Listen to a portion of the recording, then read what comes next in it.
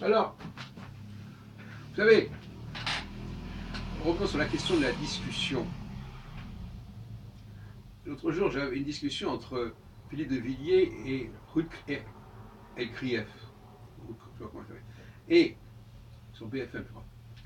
Et alors, Ruth Elkrief, elle avait une façon assez étrange d'interroger Philippe de Villiers.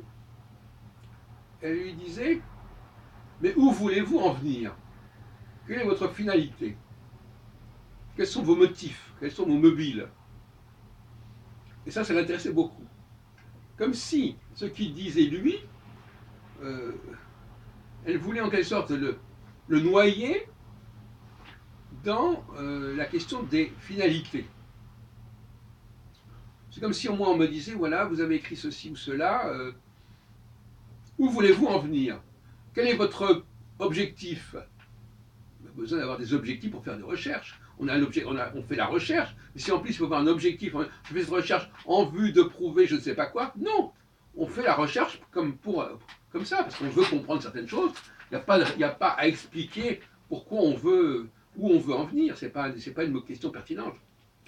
Et inversement, un autre biais assez douteux, c'est de dire, oui, mais vous dites ça, mais comment ça s'explique?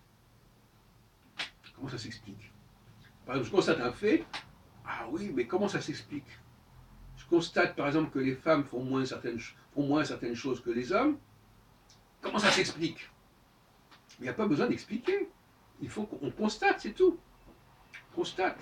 Maintenant, les explications, alors, quand on se prête à la question des explications, des intentions, bon, on n'en finit plus là. À ce moment-là, on va vous dire, mais qu'est-ce que c'est que cette intention? Qu'est-ce que c'est que cette explication? Est-ce que vous êtes sûr que cette explication est valable? Est-ce que cette intention est louable? Au lieu de s'intéresser au cœur du problème, du débat, on rentre dans des discussions de ce genre qui vont permettre une sorte de déni des faits. Oui, ces faits sont intéressants, mais en fin de compte, leur finalité n'est pas valable. Ou bien, ces faits sont intéressants, mais on n'arrive pas très bien à les expliquer. Donc, dans un cas comme dans l'autre, les faits, ils passent à la trappe. Qu'est-ce que c'est que cette façon de fonctionner? Alors, ce sont des procédés douteux qui permettent de minimiser l'importance et l'impact des faits en les resituant dans le domaine moral, c'est-à-dire pourquoi vous voulez ça, pourquoi vous dites ça, à quoi ça vous sert, à quoi ça nous sert, ou bien dans le domaine scientifique, entre guillemets, à nous on accepte que les faits expliqués, alors que tous les chercheurs, je pense à Étienne Klein, sont d'accord pour reconnaître que la science est toujours en évolution et qu'il y a des choses que l'on avance et qui sont confirmées, d'autres qui ne sont pas confirmées, et que s'il ne fallait faire de science qu'avec les choses qui sont déjà expliquées, on en finit, ça n'aurait aucun sens.